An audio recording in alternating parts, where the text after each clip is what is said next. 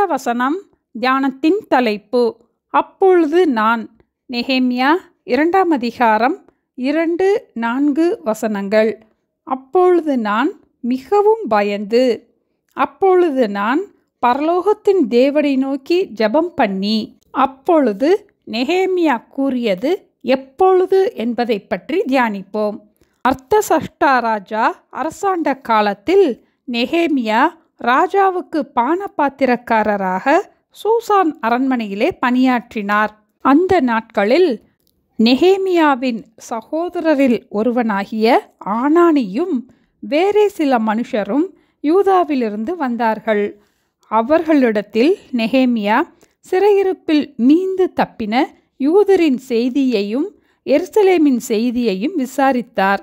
அப்பொழுது அவர்கள், எருசலேமின் அலங்கம் இடிக்கப்பட்டது, அதன் வாசல்கள் அக்கினியால் சுட்டெரிக்கப்பட்டது, அங்கு சிறையிருப்பில் மீதியாயிருக்கிற ஜனங்கள் அந்த தேசத்திலே மகா தீங்கையும் நிந்தையையும் அனுபவிக்கிறார்கள் என்று கூறினார்கள். இதை கேட்டதும் நெகேமியா உட்கார்ந்து அழுது சில நாளாய் துக்கித்து உபவாசித்து மன்றாடி பரலோக தேவனை நோக்கி ஜெபித்தார். அர்தசஷ்டா ராஜா அரசாண்ட 20ஆம் வருஷத்தில் நெகேமியா ராஜாவுக்கு திராட்சரசத்தை எடுத்து கொடுக்கும் போது ராஜா நெகேமியாவை பார்த்து, நீ துக்கமுகமாயிருக்கிறது என்ன? உனக்கு வியாதி இல்லையே?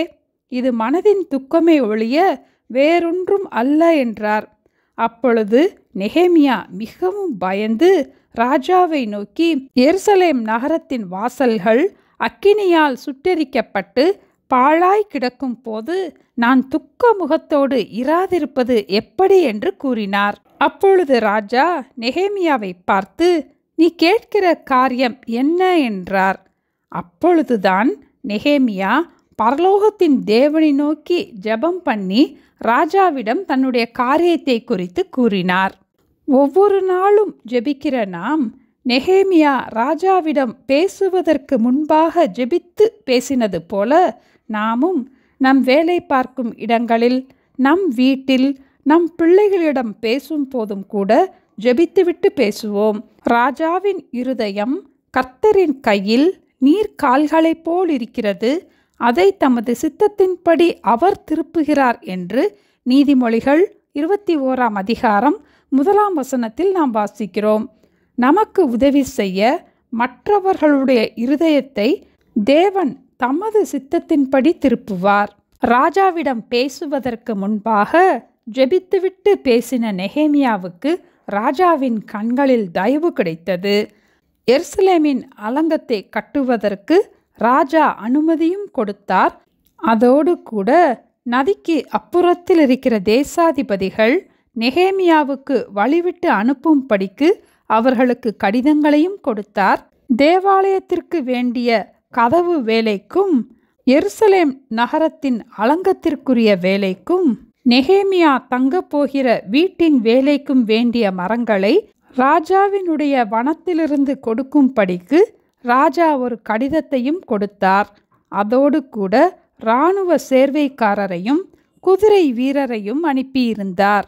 52 நாட்களில் எருசலேமின் அலங்கத்தை கட்டி முடித்தார்.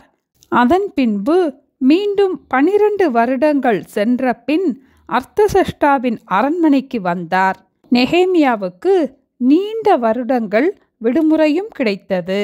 பரலோகத்தின் தேவனை நோக்கி ஜெபம் பண்ணின நெகேமியா, பரலோகத்தின் தேவனானவர் எங்களுக்கு காரியத்தை கைகூடி வரப்பண்ணுவார் என்று கூறினதை நெகேமியா 2ஆம் அதிகாரம் 20ஆம் வசனத்தில் நாம் வாசிக்கிறோம். பரலோகத்தின் தேவனானவர் நம்முடைய காரியங்களை கைகூடி வரப்பண்ணுவதற்கு ஒவ்வொரு நாளும் பரலோகத்தின் தேவனை நோக்கி ஜெபம் பண்ணி நாம் செயல்படுவோம். அப்பொழுது நான் பரலோகத்தின் தேவனை நோக்கி ஜெபம் பண்ணி. ஜெபிப்போமா?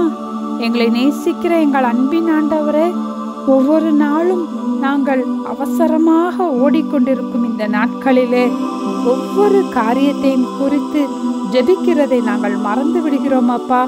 ஒவ்வொருவரிடமும் நாங்கள் பேசும்போது ஜெபித்துவிட்டு பேச பரலோகத்தின் தேவனானவர் எங்களுக்கு காரியத்தை கைகூடி வரப்பண்ணுவதற்கு பரலோகத்தின் தேவனை நோக்கி ஜெபம் பண்ணி ஒவ்வொரு காரியத்திலும் நாங்கள் செயல்பட எங்களை போதித்து வழிநடத்த வேண்டுமாய் இயேசுவின் நாமத்தில் ஜெபிக்கிறோம் பிதாவே. ஆமேன். Thank you. Have a blessed day.